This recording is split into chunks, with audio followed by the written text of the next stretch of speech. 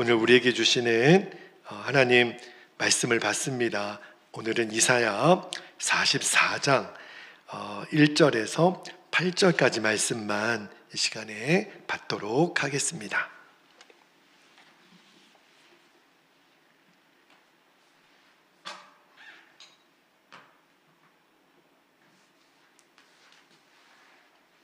자, 이사야 44장 1절부터 8절까지 한 절씩 말씀을 교독하여 읽겠습니다. 1절 제가 먼저 읽겠습니다.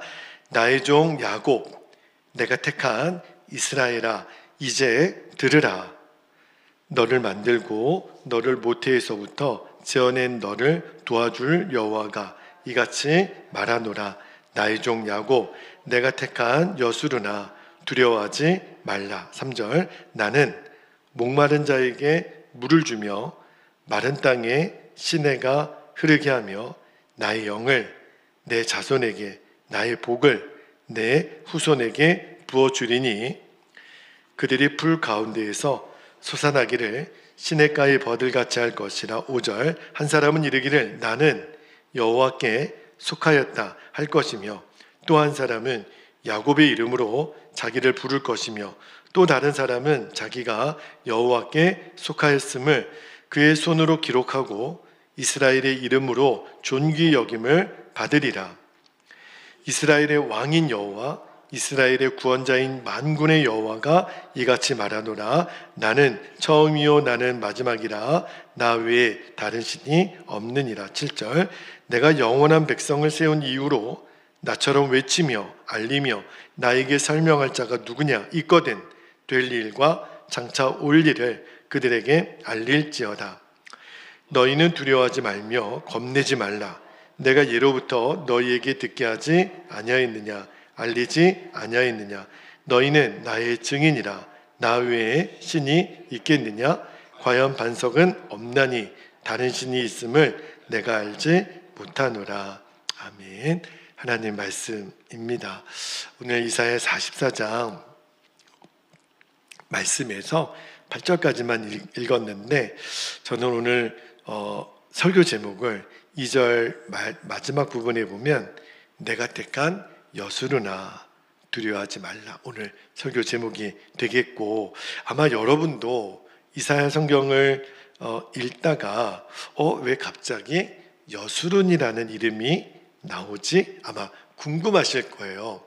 여수른이라고 하는 단어가 쓰인 곳이 신명기 32장, 33장 그 부분하고 여기 이사야밖에 없기 때문에 아마 여러분들이 이 여수른이라는 단어가 조금은 낯설 건데 이 여수른 그 이름의 그 뜻이 곧은 자, 옳은 자 그런 의미가 있어요. 그런데 이 여수른이라는 이름을 하나님이 어느 때 쓰시냐면 내가 이스라엘 백성을 지금까지도 사랑했는데 더 사랑할 거야, 더 아낄 거야, 내가 더 존귀하게 여길 거야, 이런 마음을 하나님이 드러낼 때 썼던 호칭이라는 거예요. 여러분, 우리도 사랑하는 가족들이나 가깝게 지내는 사람 이렇게 이름을 부를 때보다 또 아주 친근한 애칭이 있어요. 그죠? 이렇게 좀 닭살 돋을지 모르겠지만 자기야 또는 달링, 그 다음에 우리가 아들 딸 이렇게 부를 때도 이렇게 이름보다는 애칭이 있죠. 저는 저희 아이를 어렸을 때부터 왜 그런지 모르겠지만 장군아 이렇게 불렀어요.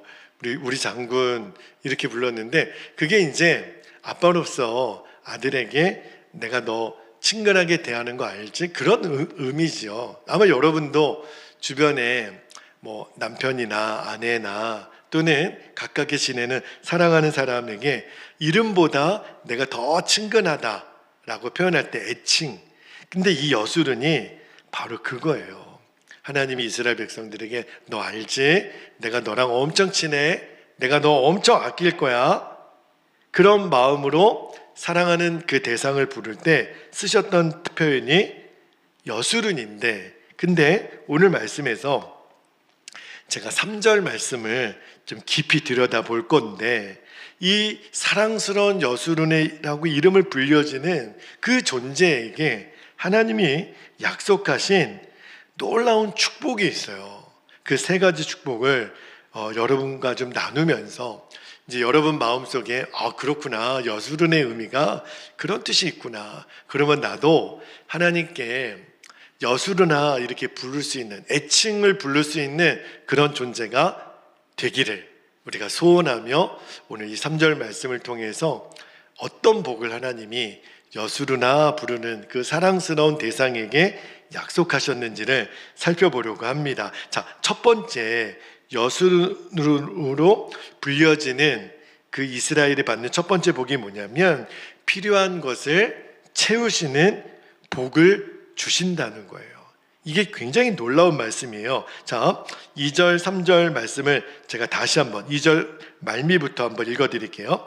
나의 종 야곱, 내가 택한 여수르나 두려워하지 말라. 그리고서 이제 3절에 보니까 나는 목마른 자에게 물을 주며 마른 땅에 시내가 흐르게 하며 나의 영을 내 자손에게, 나의 복을 내 후손에게 부어 주리니. 자, 여기 보면 이제 세 가지 하나님이 주시겠다는 복이 나오는데, 그 첫 번째가 뭐냐면 목마른 자에게 뭘 준다 그랬냐면 물을 주며.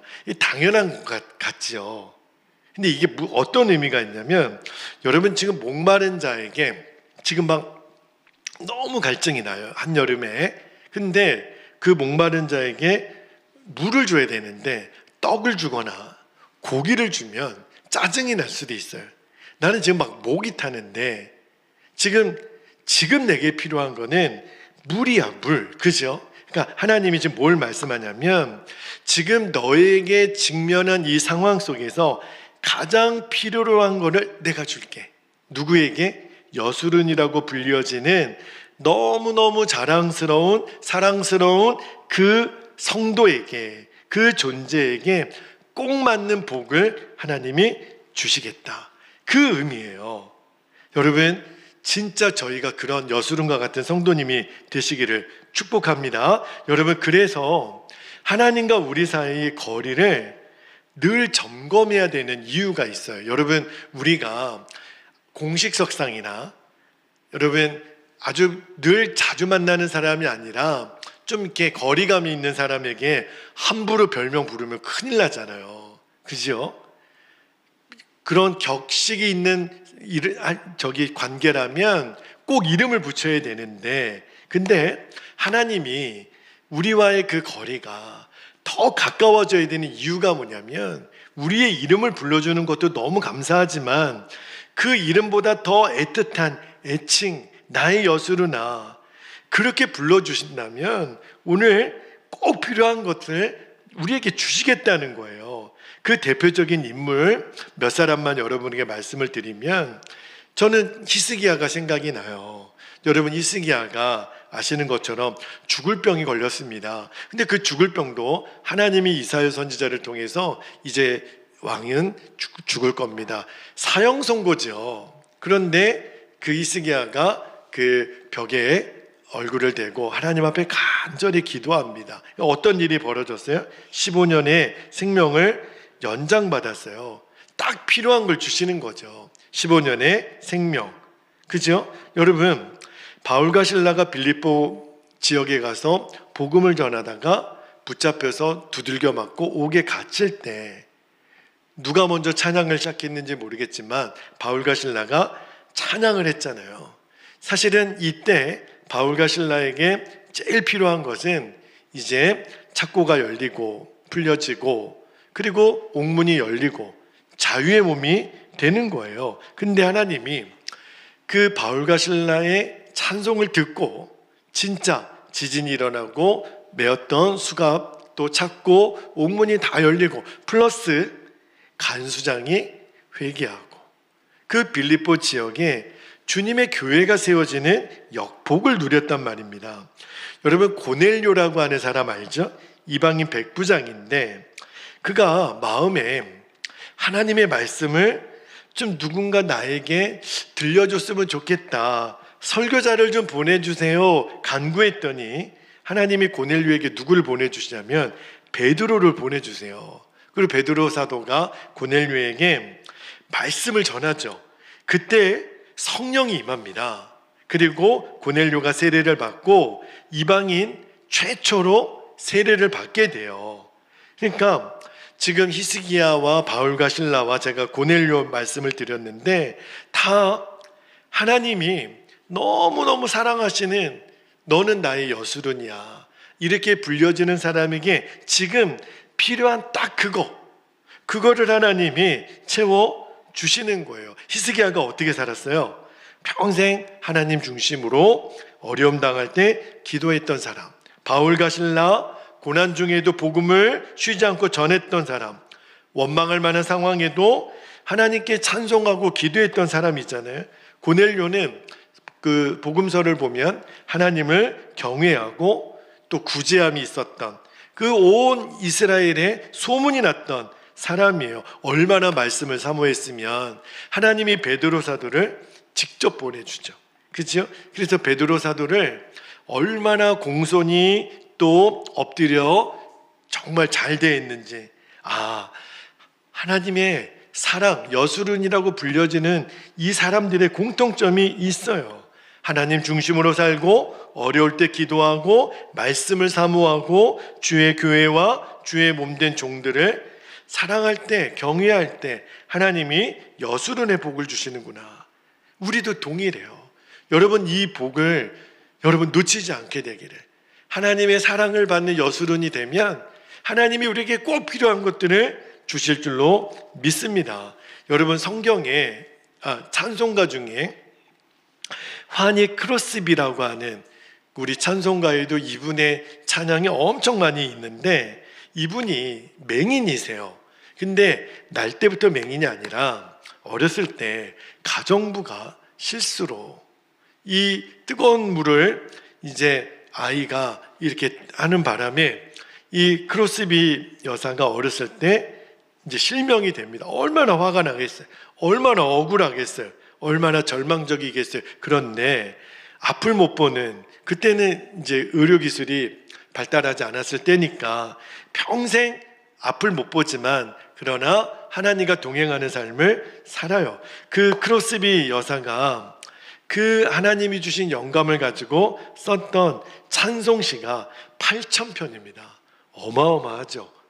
우리가 많이 애창하는 예수로 나의 구주 삼고, 이분이 쓰신 거예요.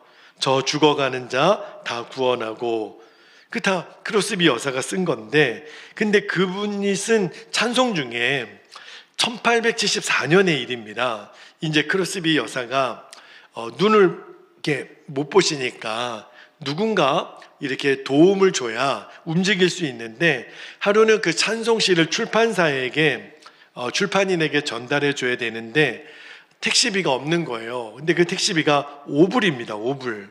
그런데 시각장애인이니까 걸어갈 수는 없고, 하나님, 제가 5불이 있어야 출판사를 갑니다. 그래가지고 그렇게 기도하고 이렇게 찬송시를 구상하고 있는데 초인종이 눌려지는 거예요.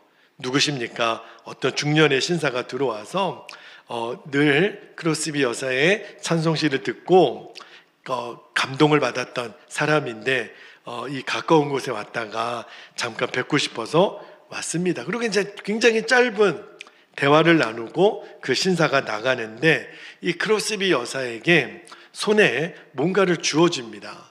근데 그게 뭐냐면, 조금 전에 하나님 5불을 제가 필요합니다. 딱 그 모자란 5불이 그 손에 들려 있는 거예요. 그러니까 나중에 그 돈을 확인하고 나서 크로스비 여사가 너무 마음에 감동이 되는 거예요. 하나님은 정말 신실하시고 정확하시구나. 그리고 그 자리에서 찬송시를 쓰는데 어떤 찬송을 썼냐면 찬송가 384장에 나의 갈 길 다가도록 예수 인도하셨네. 그 글을, 찬송을 쓰신 거예요. 제가 왜 이 말씀을 여러분께 드리냐면, 여러분, 저와 여러분에게 지금 필요한 게 엄청 많지요. 하나님 이거 좀 주셨으면 좋겠어요. 그런데 하나님 말씀을 준비하는데 그런 마음을 주세요.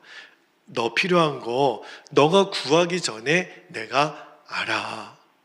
너는 필요한 것을 구하지 말고 내가 너에게 여수론이라고 부를 수 있는 나와 너의 거리가 가까워지기를, 내가 너를 이름을 부르지 않고 여수론이라고 하는 애칭을 부를 수 있도록 너는 나와 가까워지기만 하면 돼. 그런 마음을 주시는 거예요. 여러분, 필요한 거 있죠. 그러나 오늘 이 밤에 우리가 그렇게 구했으면 좋겠어요. 하나님, 저 하나님하고 더 친해지게 해주세요. 하나님, 나에게 여수른이라고 별명 애칭을 불러줄 수 있는 그런 관계가 되도록 더 가깝게 해주세요. 그러면 우리에게 꼭 필요한 거, 우리가 지금 이거 너무너무 부족하다라는 거, 아마 세상 사람들은 크로스비 여사의 그 간증을 들으면 에휴, 우연이겠지. 아니에요. 하나님이 왜 모르시겠어요? 저와 여러분에게 꼭 필요한 것을. 그러나 그것을 구하기 전에 하나님, 주님과의 관계가 더 친해지기를, 그러면 그 여수른에게 하나님이 필요한 것을 채우시겠다고. 두 번째입니다. 두 번째는 기적을 보여주시겠다는 거예요. 기적을 이루어 주시겠다는 거예요. 자, 여기 3절 중간 부분에 보면 마른 땅에 시내가 흐르게 하며, 이 부분도 그냥 스쳐 지나갈 수 있는 말씀인데 오늘 말씀을 묵상하는데 마른 땅에 시내가 흐른다.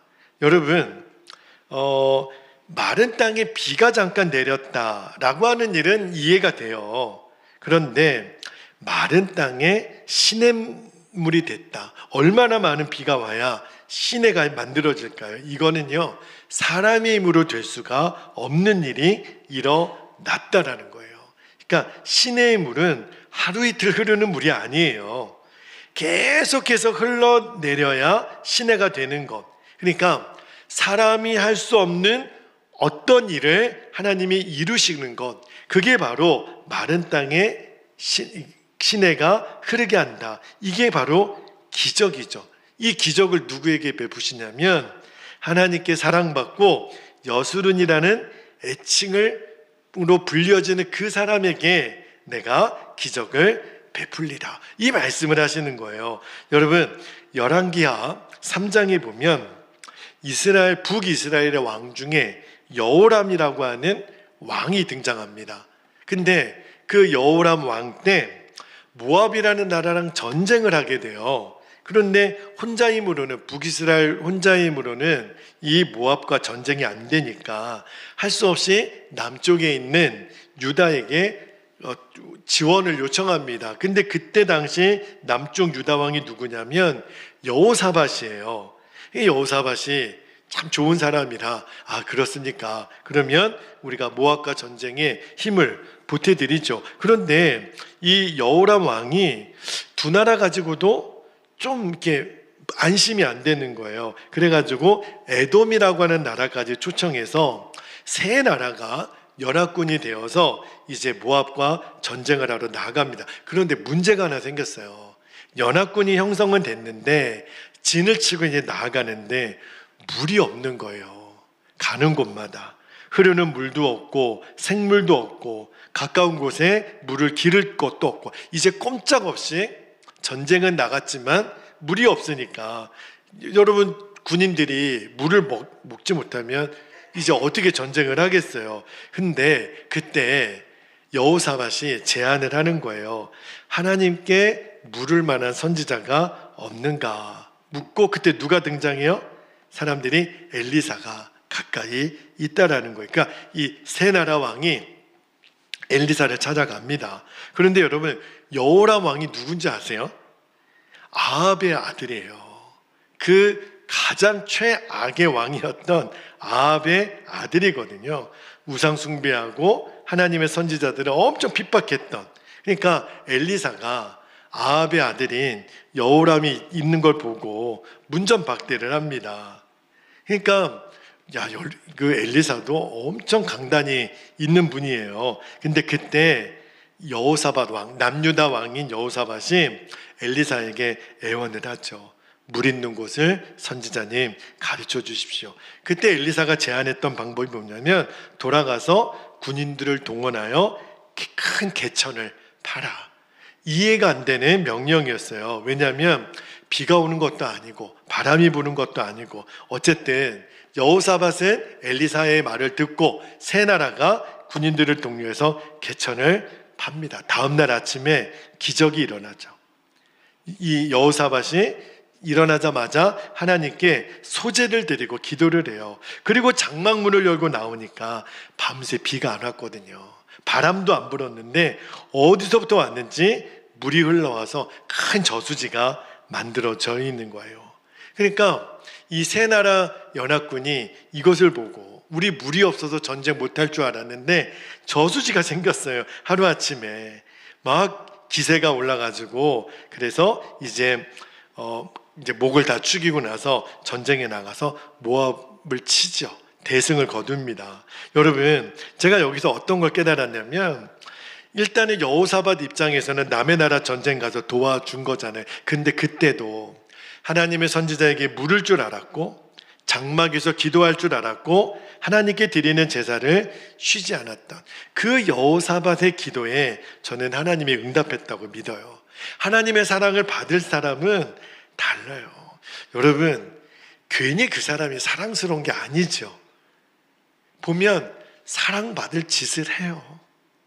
근데 사람에게도 우리가 하물며 그런데 하나님 보셨을 때 어떤 사람이 사랑받을 짓을 하는 사람인가?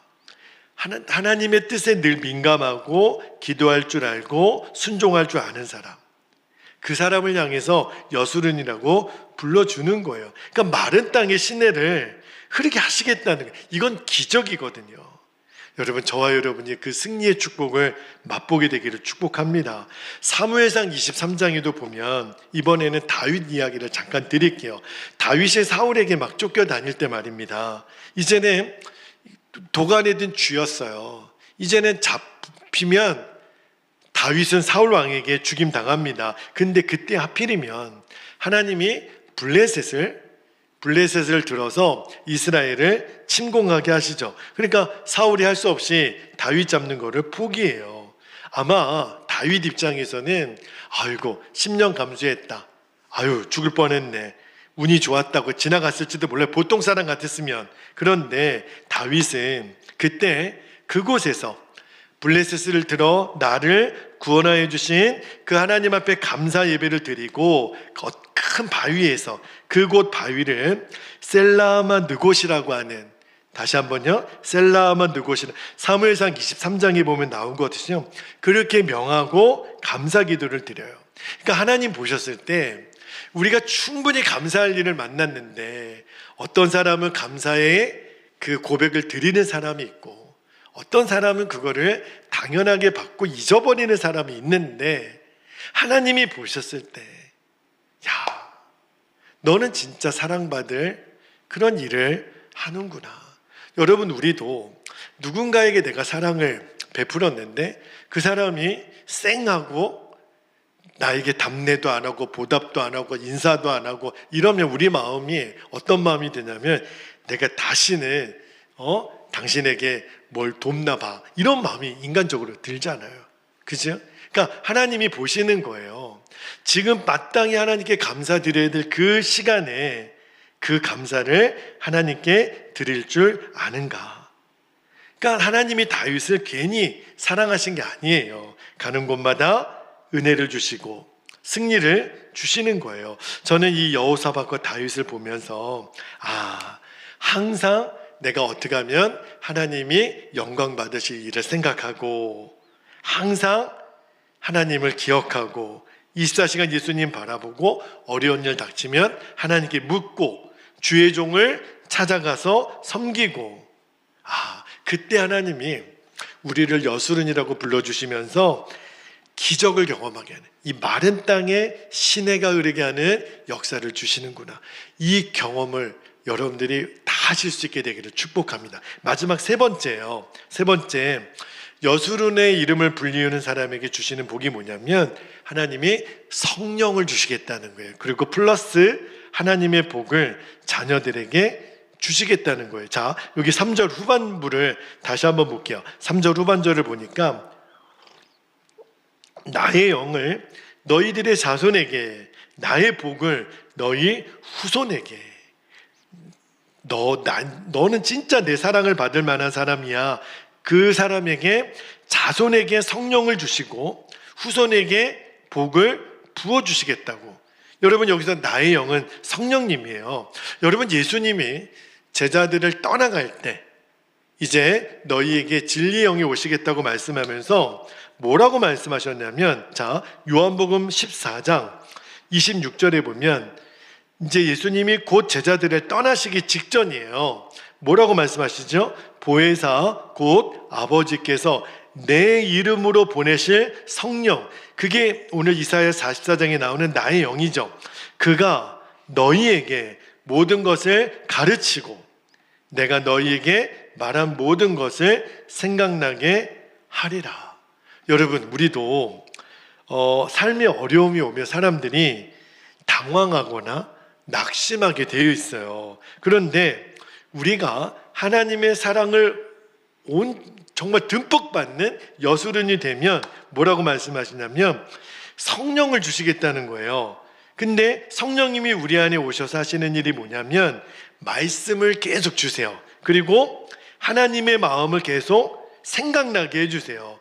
그러니까 여러분, 우리 자녀들이 앞으로 걸어가는 인생 속에 어려움을 당할 때마다 오늘 이 여수론의 복은 뭐냐면 너희 자녀들에게 가르치겠고, 그죠? 그리고 생각나게 하시겠다는 거예요. 이 환난과 어려움을 이길 수 있는, 여러분, 이게 진짜 복이에요. 그죠?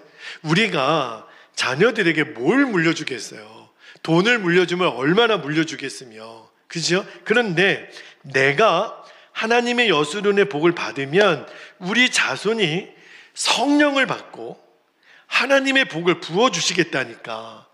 내가 자녀에게 물려줄 것은 없지만 나와 하나님과의 그 존재가 너무 가까워져서 하나님의 애칭으로, 여수론이라는 애칭으로 불러줄 수 있는 하나님과 나의 관계가 되면 내 자녀에게 하나님이 이 복을 주시겠다는 거예요. 그리고 이 후손에게 부어주시는 복의 내용이 요 3절 후반부터 5절까지 나오는데 한번 읽어드릴게요. 자, 3절 후반절부터 보세요. 나의 복을 너희 후손에게 부어주리니, 그러면서 4절부터 그들이 풀 가운데에서 솟아나기를 시냇가에 버들같이 할 것이라. 5절에 한 사람은 이르기를 나는 여호와께 속하였다 할 것이며, 또 한 사람은 야곱의 이름으로 자기를 부를 것이며, 또 다른 사람은 자기가 여호와께 속하였음을 그의 손으로 기록하고 이스라엘의 이름으로 존귀 여김을 받으리라. 후손들이 그렇게 살 거라는 거예요.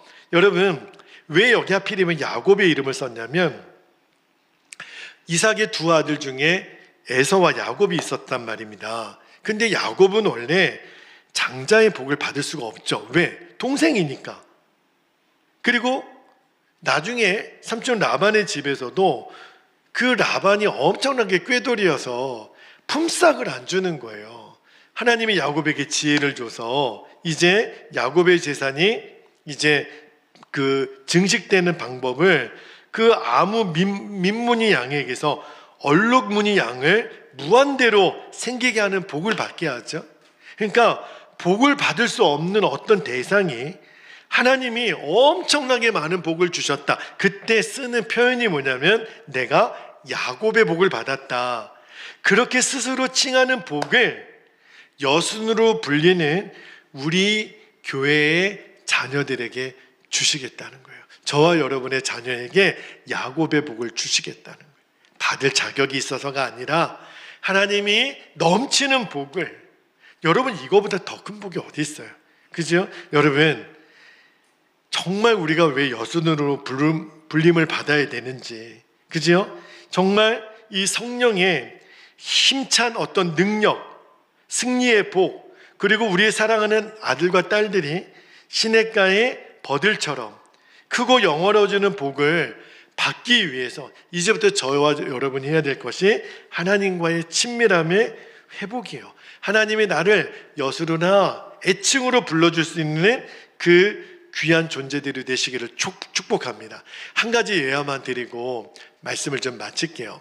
한국교회 가장 어르신 중에 대표적인 목사님 중에 김창인 목사님이 계세요. 근데 그 김창인 목사님 아버지 간증입니다. 아버지가 사형제셨대요. 그런데 그 김창인 목사님 아버님이 사형제 중에 셋째 아들이었답니다. 그런데 어렸을 때부터 유일하게 가족 중에 그 김창희 목사님 아버님, 셋째 아들인 아버님만 예수님을 믿었대요. 근데 그렇게 핍박을 받았답니다. 아버지한테, 다른 형제들한테. 왜 아버지에게 핍박을 받았냐면 그 당시에 옛날에는 교회 다니면 사람들이 어떤 오해를 했냐면 저 불효막심한 놈, 내가 죽어도 교회 다니는 사람들은 제사 안 지내더라, 이 얘기를 듣고 저 셋째 아들은 너무 미운 거예요. 그래가지고 나중에 셋째 아들을 쫓아내는데 유산을 물려주는 거예요. 큰아들, 둘째 아들에게는 엄청나게 많은 집, 돈, 재산을 다 물려주고 심지어는 막내 아들에게도 밭과 돈을 다 물려주는데 요 김창희 목사님 아버님 셋째 아들만 단돈 5원만 주고 집에서 내쫓았다는 거예요. 얼마나 서운하겠어요. 얼마나 자존심 상하고 얼마나 낙심됐겠어요. 그냥 예수 믿는다는 것만으로 그런 불이익을 당했으니. 그런데 집에서 쫓겨나면서 그 김창희 목사님 아버님이 어떤 결심을 했냐면, 하나님, 이제 가족들 눈치 안 보고 교회 갈 수 있게 해주셔서 감사합니다. 어떻게 그런 기도를 드리죠? 내 마음대로 이제 신앙생활 할 수 있고 마음대로 찬송할 수 있어서 너무너무 감사하고 기쁩니다. 그래서 그때부터 없는 중에도 항상 감사하고 열심히 일하고 교회와 주의 종을 정말 잘 섬겼대요. 그런데 하나님이 기억하신 거죠. 너는 나의 여수른이다. 그리고 하나님이 복을 어마어마하게 내려주시는 거예요. 그 아버지로부터 유산을 받았던 그 첫째, 둘째, 막내보다 엄청나게 재산의 복을 물려주시고, 복이 거기서 끝나는 게 아니에요. 자녀들 때에 가서 더 차이가 나는 거예요. 그 김창인 목사님 아버님, 또 우리 자녀들, 김창인 목사님 형제들, 또 손주들, 어마어마한 목회자와 박사들이 쏟아져 나옵니다. 그 중에 한 분이 김창인 목사님이에요. 저는 이게 바로 그 여수른의 자녀들이 받는 시냇가의 버들같이 되는, 그 화창하게 펼쳐져 있는, 이게 여수른이라고 부름받는 사람이 받는 복이구나. 이제 말씀을 마무리하려고 그래요. 저는 오늘 그냥 이사야 44장 말씀을 다른 각도로 읽다가 요 3절 말씀에서 그냥 제 마음에 확 와닿아서, 그래, 내가 여수른이라 불려지는 그런 사람이 되면 하나님이 정말 이런 복을 주시겠구나. 꼭 필요한 복, 정말 지금 정말 꼭 있어야 되는 복을 주시고, 마른 땅에 시내가 흐르는 기적을 주시고, 성령을 주시고, 무엇보다도 우리의 자녀들이 야곱의 복을 받는, 시냇가의 버들과 같은 복을 받는, 그러한 간증을 할 수 있는 여수른의 복을 여러분이 다 누리시기를. 그러려면 우리가 주님과의 친밀함이 더 가까워지기를. 그리고 나는 누가 뭐래도 어느 것 누구도 끊을 수 없는 하나님의 사랑 안에 있는 자녀임을 여러분들이 꼭 믿으시고, 이 복이 다 그대로 여러분의 것이 되기를 주님의 이름으로 축복합니다. 이제 우리 함께 기도하겠습니다.